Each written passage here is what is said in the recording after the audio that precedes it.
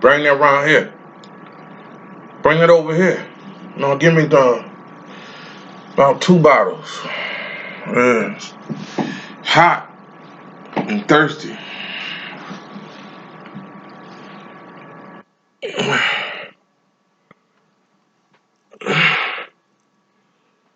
Oh man.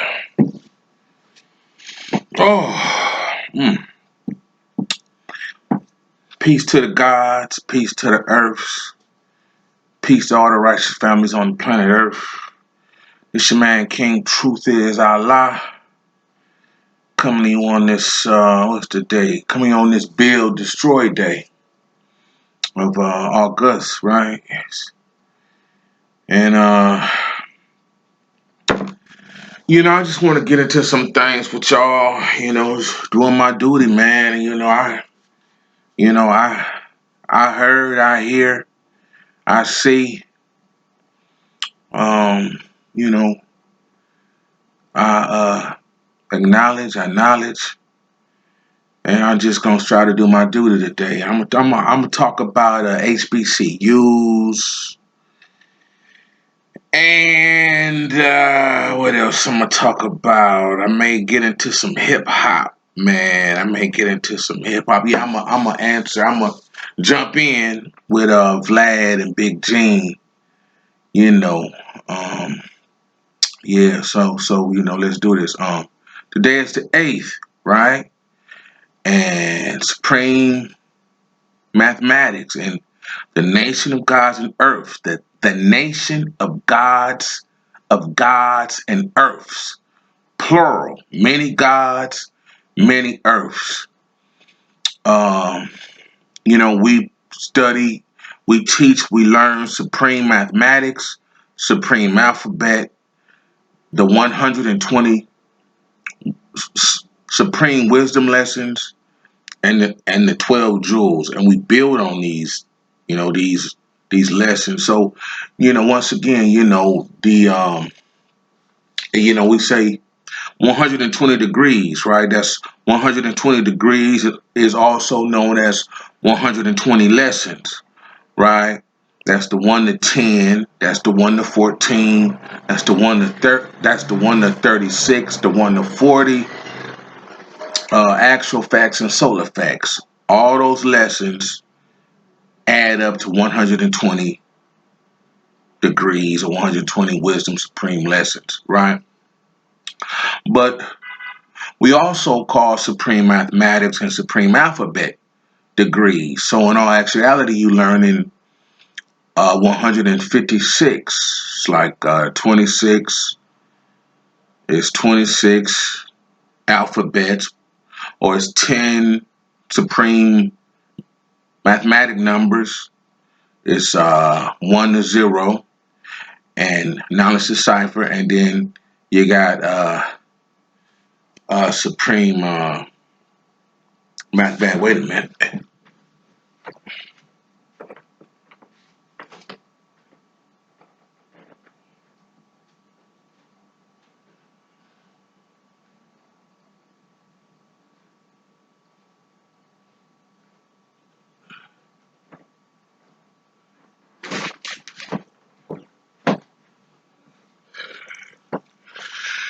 Yeah, sorry about that. I'm up here sweating. Oh man, so you got 10 supreme mathematics and 26 supreme alphabets. Allah to zigzag. And you add those up, that's 36 degrees plus the 120 degrees. So that's 156 degrees plus the 12 joules, which make it 56, 12, 68. So it's 168 degrees, that we build on, right? And so, like we say, well, what's the first degree in supreme mathematics, right? You say the first degree in supreme mathematics is knowledge, right? Knowledge is the existence, knowing about everything in existence, the foundation of life. Then you say, what's the first degree in the 1 to 10? The first degree in the 1 to 10 is who is the original man. The original man is the black man. See what I'm saying? So, so today the 8th, right? And supreme mathematics, that will be the build destroy. Number 8, supreme mathematics, build destroy. 8 in supreme alphabet is B C D E F G H I is I. Wow. So I get I. I know all my alphabet, but I think I is I God. Damn, I always forget I. I think I is I. I to say I think I got them written down all over the place. I got them online. I get stumped sometimes. I stump my own self thinking of other definitions for I. I like to use I. I God is the culture or independent, right? I is independent, right?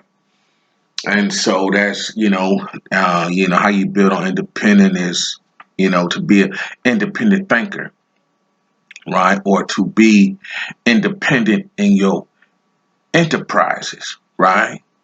Strive to be independent, in all that you do, right? But build and destroy. And so I'm gonna, try to destroy some misconception and some lies, with this build I'm gonna do, right? So, I want to briefly talk about freedom, right? I'm talking about freedom, and I've been thinking, I hear this statement all the time, right? Freedom ain't free, and so I kept, and so over the years, freedom ain't free, freedom ain't free. It's like a statement that need to be decoded, right? Made plain, right? Freedom ain't free. So so I heard it again today or reading, and freedom is not free. And I have to thank the supreme mathematics and supreme alphabet and the 120 for making me gain understanding of what that means. Freedom is not free, and number 4 in supreme mathematics is culture freedom, right? Culture freedom. And that means culture is how you choose to live, and freedom is living. Freedom is living how you choose to live without conflict. That's freedom. The freedom to practice your own beliefs, to live your own way is freedom. It's culture freedom, right? And so we're supposed to build on these lessons, and it's a degree in there. What is a 5%er? A 5%er is a poor righteous teacher. Well, I've done away with that. I can't subscribe to being poor. You know what I'm saying? Poor goes against supreme everything. Goes against supreme mathematics, and it goes against supreme alphabet. Once again, poor goes against having culture and freedom. Poor, won't have power. Poor doesn't yield equality. It's hard to be a supreme head with, you know, you know, your higher self. When you poor, it's difficult to build. When you poor, you can't. It's hard to bring things into existence, manifest things, born things when you pour. And if you pour, then you're going to create a pour cipher, right? And so I just took you from, culture freedom number 4 to 0, cipher, in supreme mathematics of how, poor doesn't fit the true description of a 5%er, a righteous teacher. So once again, I done away with that, and in a revised version, Nation Council Earth version, written by me, the 1 to 10, or in the 1 to 14.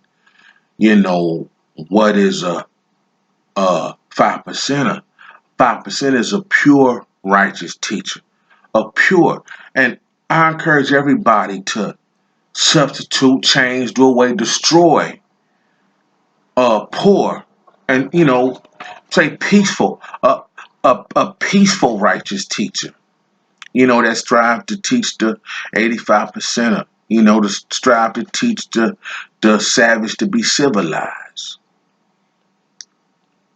See what I'm saying? I encourage everyone to do away with poor, because when you memorize, you condition yourself. If you want to be a 5, it's easy to be poor. But society, the world, the wicked rulers, the 10%, has conditioned us to think it is hard to be rich, to be wealthy financially. See what I'm saying? So we got the knowledge. We just got to change our way of thinking, because that way of thinking always gonna keep us down, right? So that's when so when they say freedom ain't free, freedom is not free. If you want to practice your own culture, if you want to live out 120, and have your own school, and have your own students, and have your own businesses, and have your own food source, your own garden, solar energy, live off the land, you're gonna need some financial resources, financial resources right along with some knowledge about how to live that way, your culture, right? So, so that's what they mean when they say freedom ain't free. Freedom is most definitely not free, and that goes for, somebody that, break the law. People that break the law, gonna need an attorney.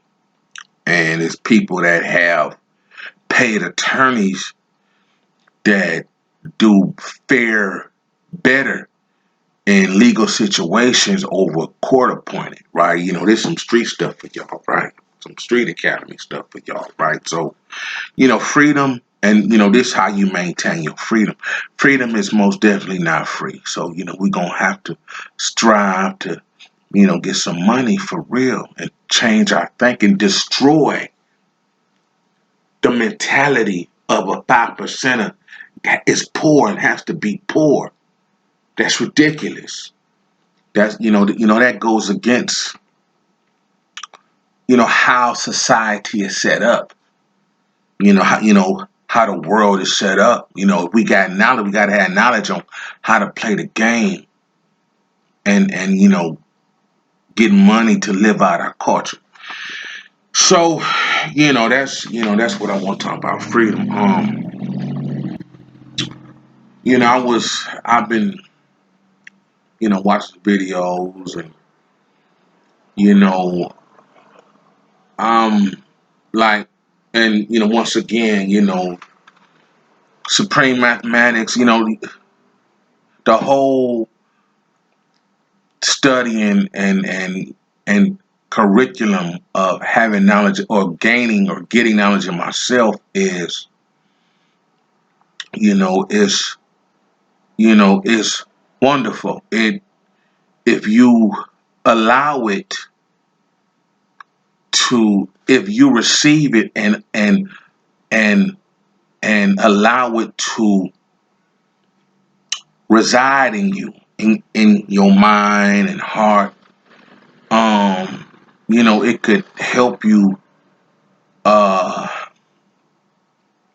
It could help you grow and develop into manhood and womanhood. See, um, I've been seeing some celebrities, dealing with fatherhood issues, like how they. I'm not gonna say no name, but how they, let their son go, let their daughter go, and they like, well to do, they well to do, and they didn't feel responsible or feel it is feel what I'm getting from what they told, that they did not, and the story behind, like say one daughter ain't seen a father since she was 5, and now she in her 30s or 20s, mid 20s, and got 4 children. So the dude is a grandfather, and he ain't seen his daughter since she was 5, and he's, you know, very paid, well off. And she was out, the story is she was out here working, living in her car, and just struggling. And, he has helped her in the past. I don't know what has caused the break in the relationship, but learning fatherhood and learning being on the level I am with education, psychology, business, human behavior, and getting this knowledge of self about fatherhood, right? To your cipher, your family, your children further than you. You see what I'm saying? So, I always feel, I got a child in this world that I rarely see. That's the mother fault, right? And but he might pop up one day, be 35 years old, talking about, Dad, I need some help. I'm gonna help him because it's my duty. I won't shun. I mean, I know enough about being a man, about fatherhood. See, this the growth and development that supreme mathematics and supreme alphabet put on me. Knowledge, wisdom, understanding. See what I'm saying? I got to understand that, that the mother is like that. And I can't blame, you know, my child, right? So, um,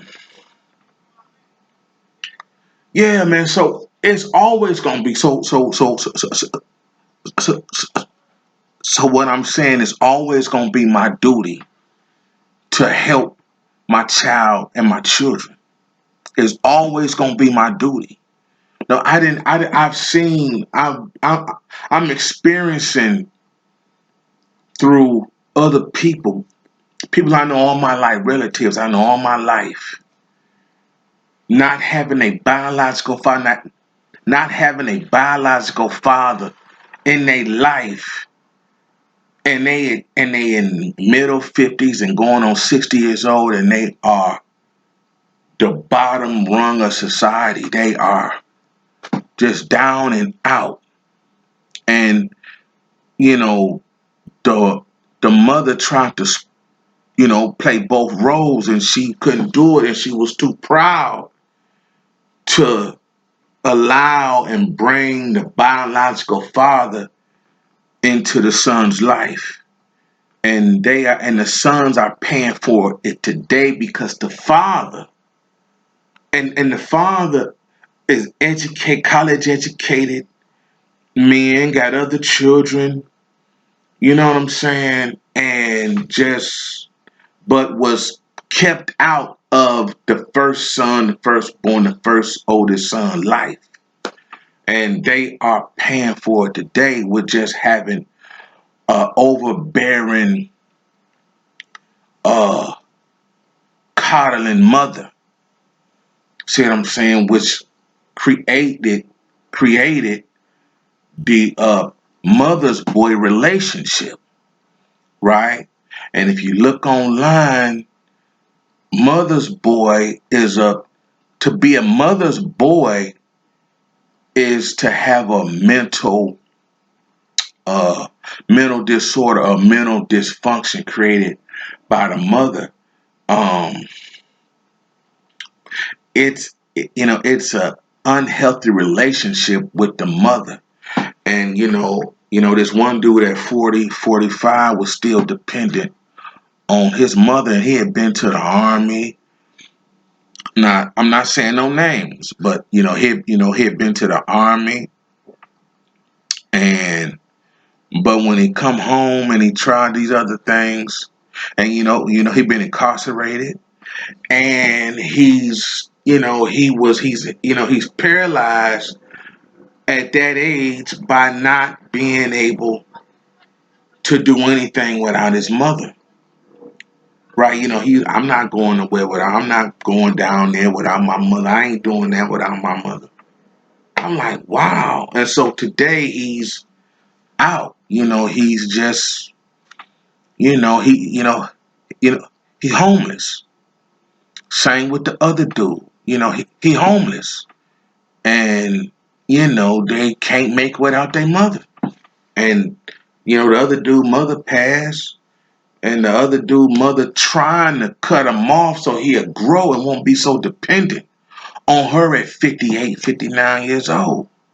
It's ridiculous because and so they could, and it's like the mothers was full of pride, right, by not allowing the gainfully employed, college educated father to have share custody, share responsibility for their son.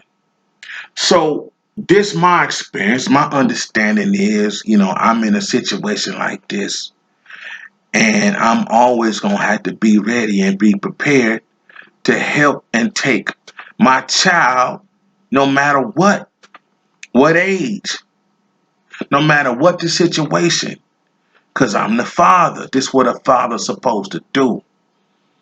You see what I'm saying? So, man, I was like, wow. I mean, it's just wow to hear these men that could have their family together. You know what I'm saying? I gotta thank my grandfathers, my grandparents for, showing me how to be a man and take care of my responsibility even down to my grandchildren. See what I'm saying?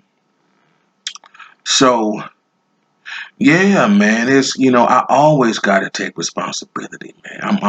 I'm always, no matter we be, I'm still alive. He 50, like dad is fucked up, and I'm alive.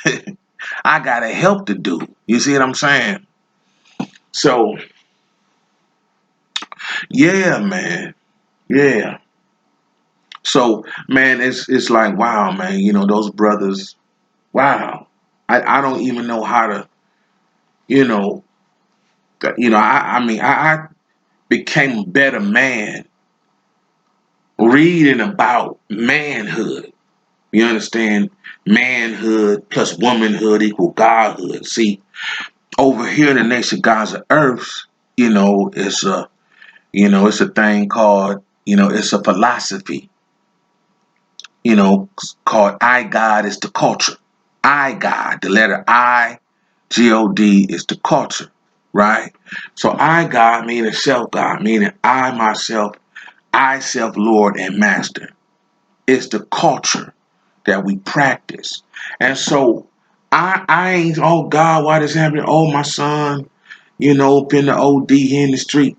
No, I got to have, I grew up in the street a little bit, got a little, knowledge of the street, this, that, and the third, been through, you know, psychiatric evaluation programs and therapy and all these things. So, my experience, it's like I'm well prepared to handle anything my child may go through, I can help them.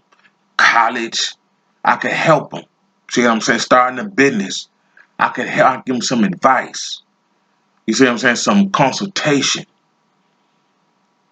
some support. See, some moral support, maybe some financial support. So, and just to know these brothers struggle with their children out here and they well to do is like, wow. It just messed me up. And I was like, wow, y'all brothers shouldn't have a relationship like that with y'all children because y'all can afford to take care of them, you know. So yeah, so I wanted to touch on that, man. Freedom, culture, freedom ain't free. And fatherhood, man, is wild. You know what I'm saying? And somebody to jump on these HBCUs, man. HBCU. HBCU means historically black college and university. Historically black colleges and universities. You know, that's what HBCU means. And, you know, it's a network of colleges, mainly in the South and Southeast. You know, you find black colleges, right? And so, but I done some digging, and you know, I'm kind of disappointed because you know the HBCU college really ain't black. You know, Spelman was you know, always been a college for women, and it opened in Atlanta, Georgia, in 1881, right?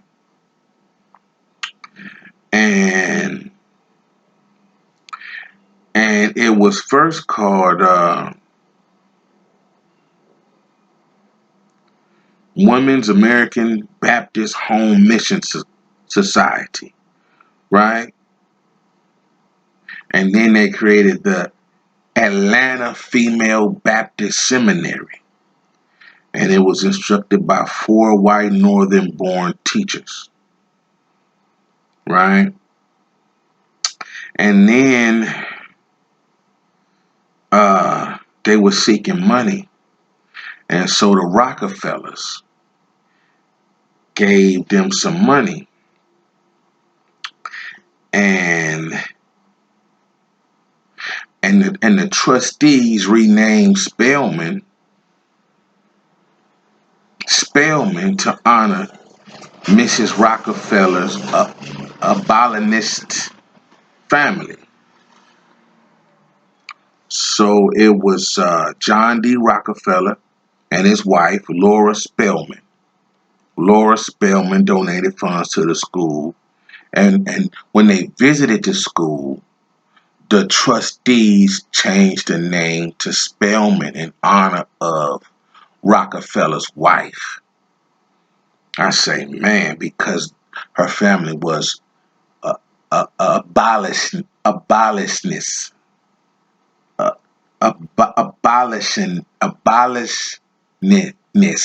They was down with the abolishment of slavery, right?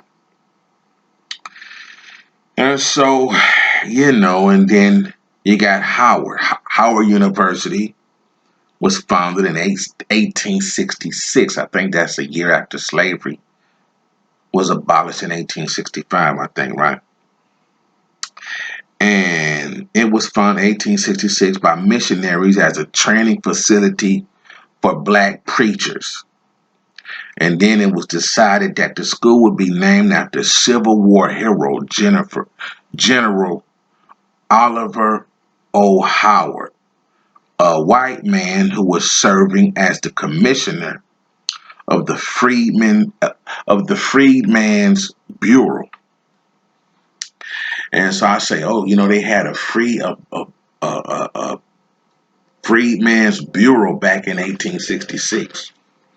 And so that led me You know what? What was that? It was the Bureau of Refugees, Freedmen, and Abandoned Lands, commonly referred to as the Freedmen's Bureau, and was created by Congress on March 3rd, 1865, fashioned to provide temporary one-year assistance to former slaves and destitute whites in the war-ravaged South.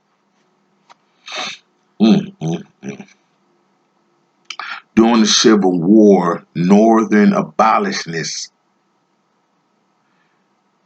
recognized the dire condition of formerly enslaved people who had fled to Union lines.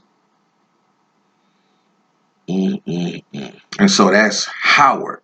Howard University was named after General General Oliver O. Howard. That's why you got now. It's a good school today, so it's Spelman. But I'm gonna talk about that in just one second. So you got the Hampton University.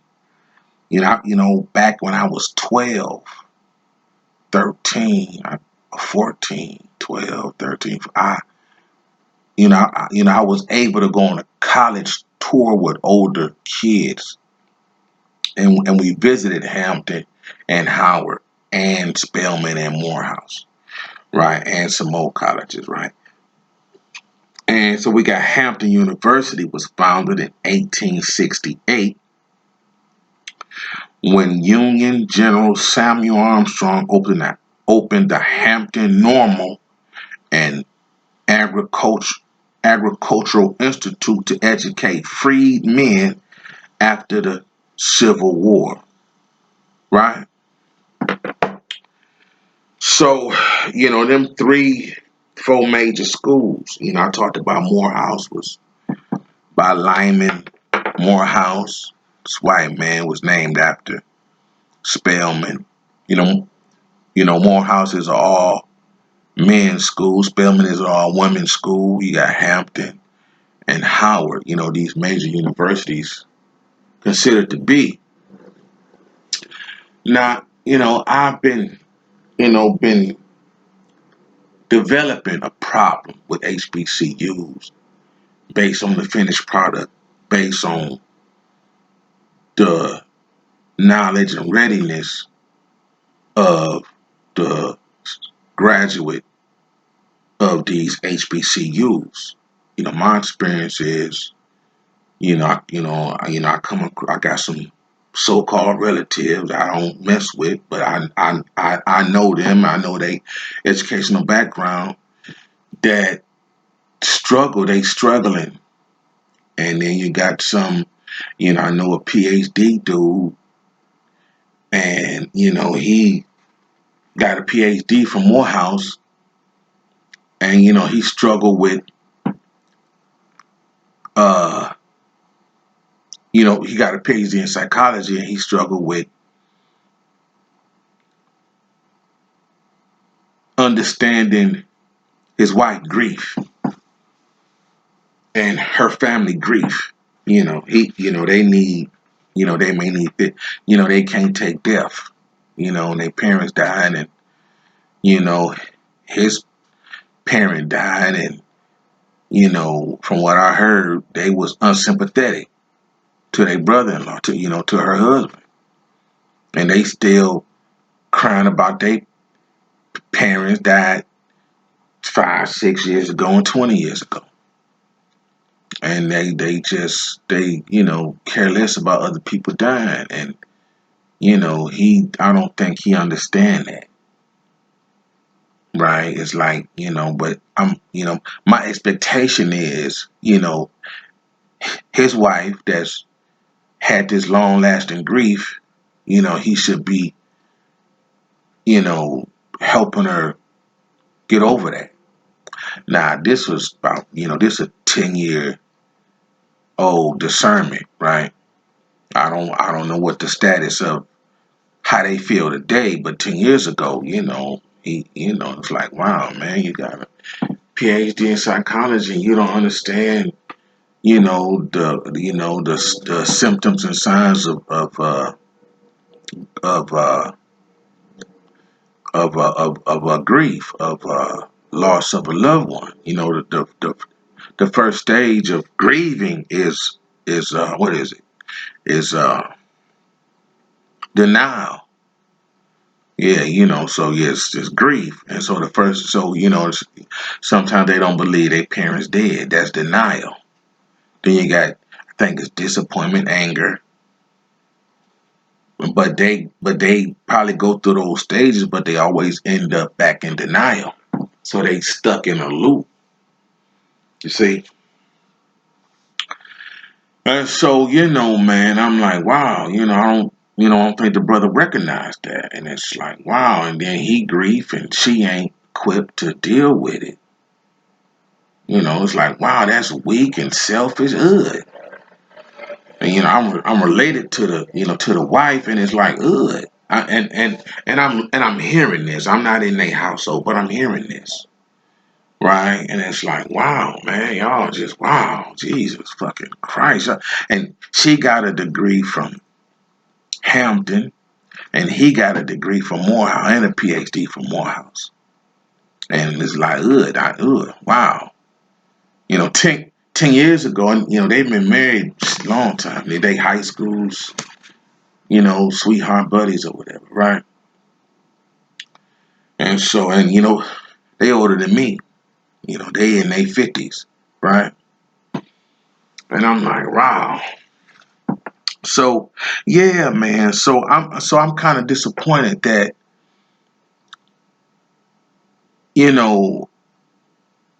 we've been told we can't, right? We've been told we can't. The idea, the aim, the goal, it was not to, if we can't, then we need to be taught how to work for ourselves, right? And I'm gonna jump into the talented 10th after this. Um, you know, if we can't, right, as a black nation, as an ethnic race, if it's a problem, if people, white people, other ethnic groups got a problem working with us, while we all collectively work for someone, right? From all the big retail chains, the big box stores, the malls, the manufacturing facilities, they hire mass people. Sometimes, the whole half the town or the whole town is employed by, some manufacturing facility, right? And the largest retailer of grocery and household goods or whatever, right? And so if we as black people can't, then the HBCUs should have included in their curriculum entrepreneurship. From medical doctor, PhD doctor, computer science, nursing, uh, English. We should have entrepreneurial minor certificate or degree. You got a major and a minor. What's your minor? Entrepreneurship should be mandatory. So all them HBCU graduates can come out here and build their own business, start their own business. This how that work, but it don't do that. And that's shady than a motherfucker. They don't do that. So them HBCUs is teaching all them black people to uh, uh, uh, assimilate, right? That means to copy the dominant ethnic group, right? They teaching them to assimilate, copy the dominant ethnic group in the workplace and in society, right? So that's why it's very few black-owned business. That's why the black-owned business boom ain't happened because the HBCU, the so-called, and they only historically black, if you got to break that down, historically black colleges and universities, they just got a large majority of student body is black. But they ain't pro-black. See what I'm saying? And they think, and so they make you think they pro-black because they call themselves historically black colleges and universities. Man, I've been searching Tuskegee since I left in 91. And, I finally come around. I say, I was down with some haters. My major was architecture. And they put me in I didn't know nothing about architecture. And they put me in a 102, 103 level class. And, I should have been in an introductory 101 to architecture. But I was in didn't know how to work a T-square. None of that. So, and his class was small, but I just, the teacher was like, no, nigga, you in college. I just no support, no from the teacher at all. And so, I guess he figured you don't want to be an architecture, right? Architect. So I'm like, yeah, man. So, and that down there should have had a entrepreneur. Just imagine if they teaching you architecture and entrepreneurship. You gonna leave that motherfucking school ready to start your own architecture firm. You see what I'm saying? So, man, we black people gotta get stopped caught up with the hype of HBCUs. You ain't doing them but going to school with a whole other bunch of black people. And somebody told me that ain't how the real world is. You see? So yeah, man. Yeah. And so this goes into the talented 10th. Like who is right, who is my opinion, who is right, who is wrong. I can't think of that dude Lyman Morehouse, Henry Lyman Moore. I don't even know what the hell he talking about. Right? He white, talking about black people, and the 10th one ought to be better than the 9th one. I said, wow. And so WE, like, while all 10 can't be the man, can't be talented 10. Why can't them 10 men, why can't 10 men out of that student body be the Superman? And we need all 10 of them. That's WE the point. But I was, doing some more research in that article, and people, and who I think is right. I think W. Du Bois is right. I think W. Du Bois, and people didn't call him. I think they ran W.E. out the country.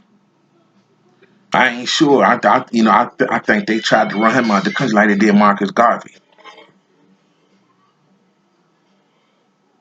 And but yeah, I think he right because W.E. Du Bois believed in training, having a school to teach how to work in the industrial industry. That mean go to work for the steel maker, the factories, the railroads.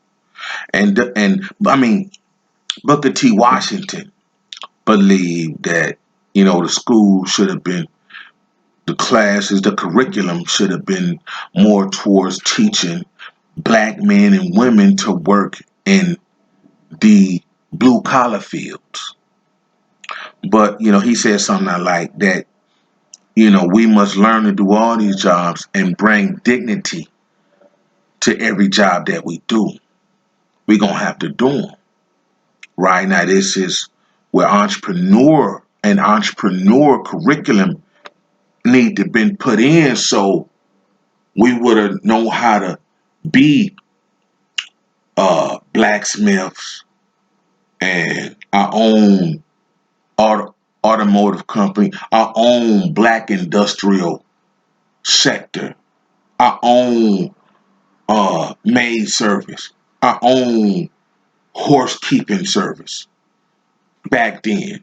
See what I'm saying? Where entrepreneurship, would have been rooted in in Tuskegee Institute, Tuskegee Normal, Tuskegee Institute, Tuskegee University's curriculum.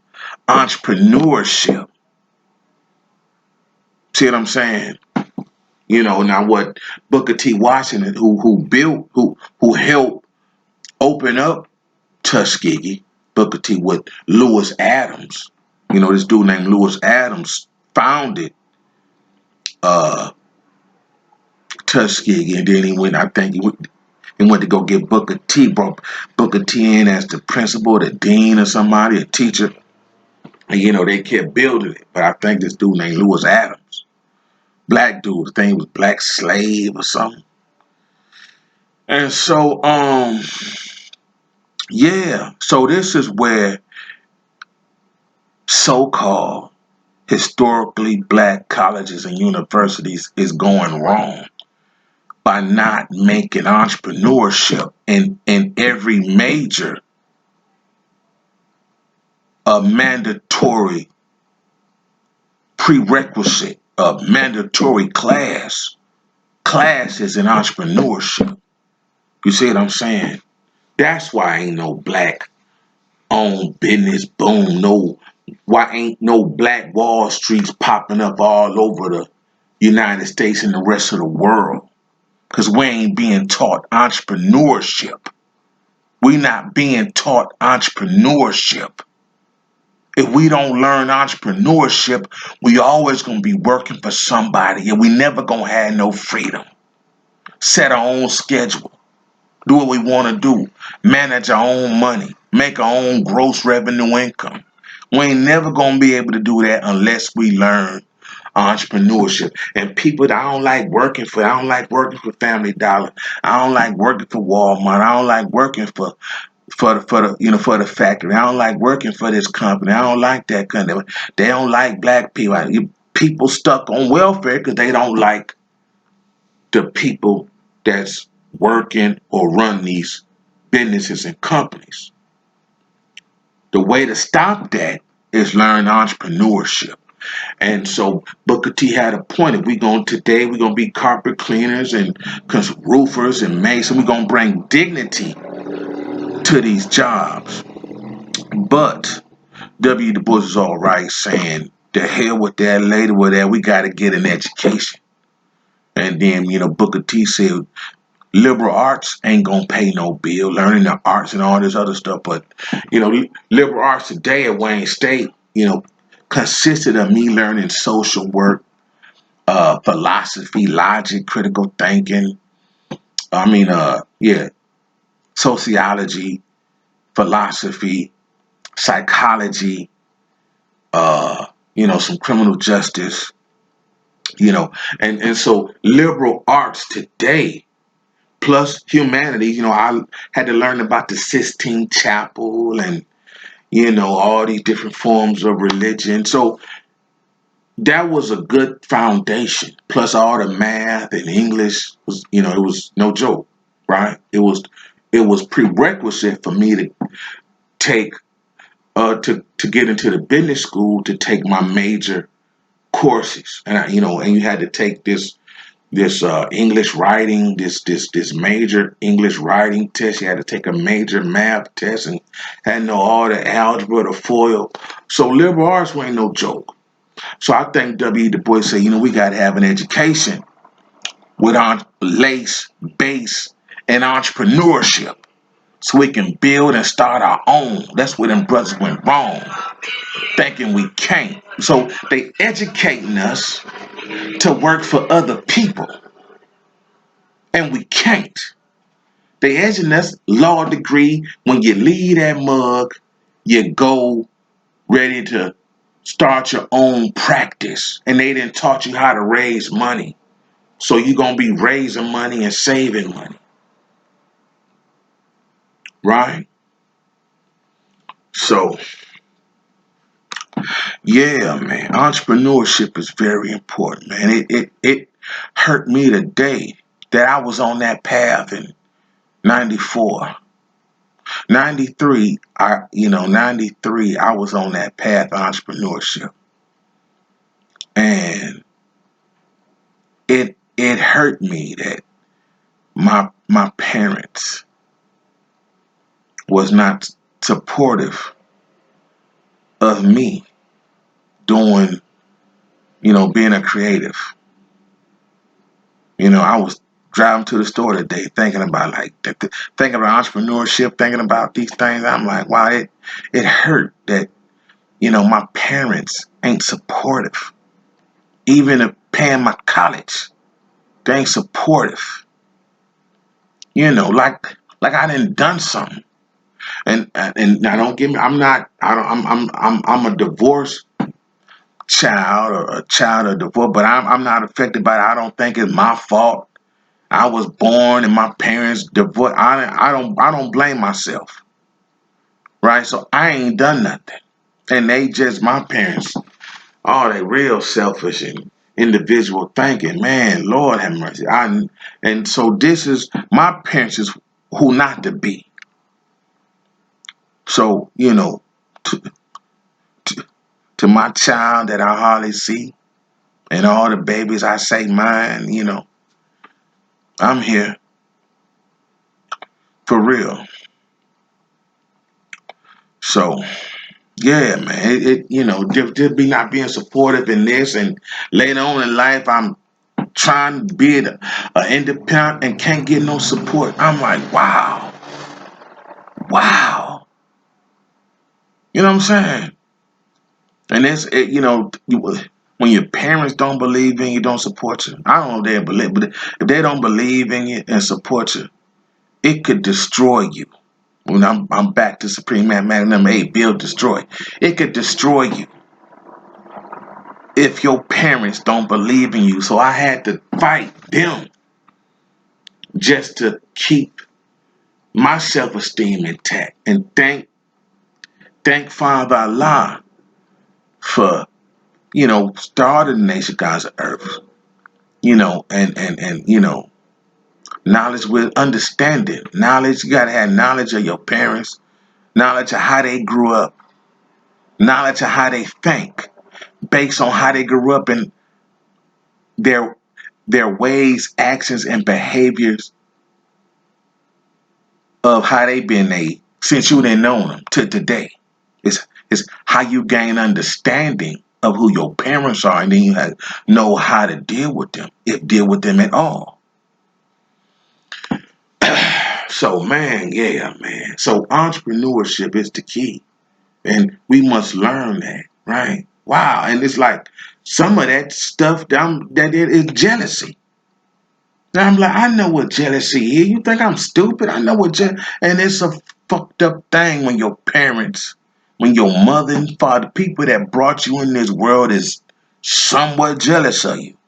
It's a fucked up thing, right? And then they family members say, well, I'm gonna beat you. They don't know no better. Stupid sleep 85%ers. You see what I'm saying? But yeah, man, when your parents don't back you, support you, believe in you, oof, wow, Jesus Christ. Wow, you talking about a downer, a bummer? Wow. So, yeah, man. So we got to be more careful. Yeah, so, W. Du Bois is all right, man. He's talking about be more education, liberal arts, and, get off into, teaching lawyers and doctors. See what I'm saying? PhDs. No to that blue collar stuff for real. And so if you got to go work for somebody, you gaining knowledge, but your foundation is based in I'm gonna get this money and go build my own. You're always gonna be ready to strike out on your own with a entrepreneur curriculum. That's a double major if you have to.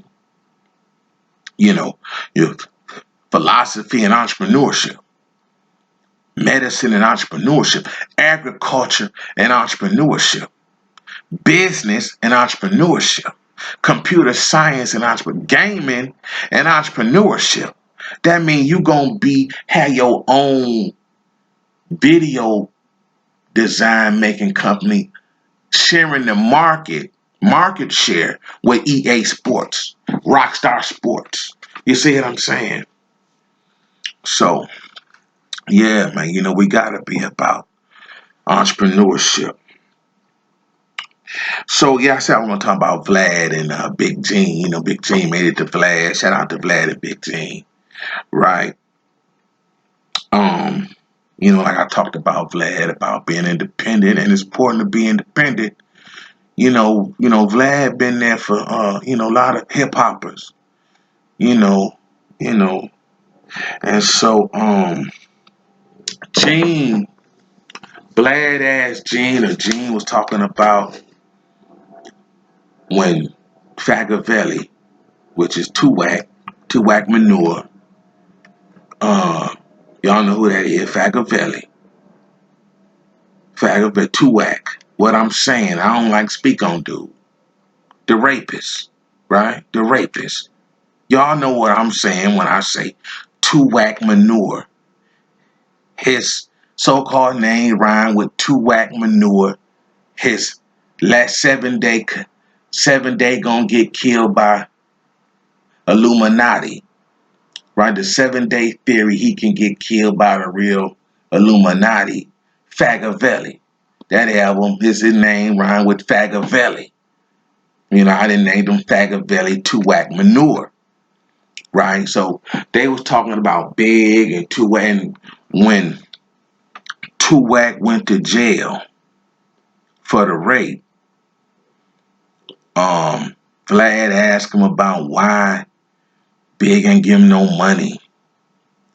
Gene was like, they thought Big, because Tuwack said in an interview, Big ain't give me no money, no tribute. I didn't talk about this before. I think I'm all right. Big ain't give me no tribute, ain't give me no money. And so, because Fagavelli say it, don't mean Big responsible for giving him some money while he in jail. Now, let me break it down for you, right? Fagavelli had two albums out at the time. He was already in the royalty system and the publishing system, right? He had Tupacalypse Now, that's the first album, and he had Strictly for My Niggas, that's the second album. And he had done Juice, and so he was on the sound. I think he was on the sound. I don't know if he was on the soundtrack of Juice, but he done Juice, and he done Poetic Justice in '93. Poetic Justice come out in no, yeah. Poetic Justice come out in '93, I think. Yeah, and so he got money from that. Now John Singleton gave him a big check. I don't know. He got paid for that, right? And so he was back in New York filming Above the Rim when he raped Ayanna Jackson. He was filming Above the Rim, so he had probably gotten some money up front for that. And was waiting for some money on the back end. Plus, he was on the soundtrack for that.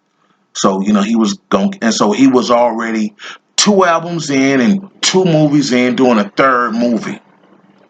So if Tupac ain't had no money, that ain't Big. That ain't nobody's fault but Tupac, right? He a 9th grade dropout, very uneducated, probably struggle with basic addition, subtraction, multiplication, and division, like every other 9th grade dropout that gets some money, right? So he was in the royalty system, and he was getting movie money and show money, tour money, right? So if Tupac, that ain't, and Big album, The first album didn't drop till September 13th, 1994. That's around the time I can't remember the date of the rape and the shooting. But Big album dropped that year. So Big was just working with an advance that Pussy Cone probably scammed. So Big walking around with a lump sum of money. He probably moved his mom and them. Gene said he couldn't, he couldn't go back to the hood. So who know, Big probably had to move, right? So it ain't Big's duty to get that man some money when Tuwack is 2 albums in with royalties and publishing and movie money. Poetic Justice with Janet. He got if Allen and Albert Hughes, Allen got an interview, Allen and Albert, one of them, talking about how they wanted Tupac to be a menace to society, right? And they got him, they was going to pay him. Allen got him, procured some money, or got him, I think it was $250,000, $300,000, $250,000. It was $250,000 or $500,000. I think it was $250,000, $500,000 to do menace, but he didn't do menace to society, right? Right? So, his we don't know his poetic justice, but we can assume it was, even $75,000 or more. He could have got for that, right? And so if he don't have no money in '94, that ain't Big fault. You see what I'm saying? Big wasn't even in the royalty publishing system then. He was getting advances and maybe a little show money. He was just getting hot. You see what I'm saying? '94, very people knew a Big, right? So how Big supposed to have money and do a show and give him the money? Raise money for rape. See, they still in denial that Tupac really raped that woman, Ayanna Jackson. Gene and Vlad had Ayanna on his show. Gene need to do his investigative research, need to put his investigative skills into researching the rape case, and he will see Tupac raped that girl.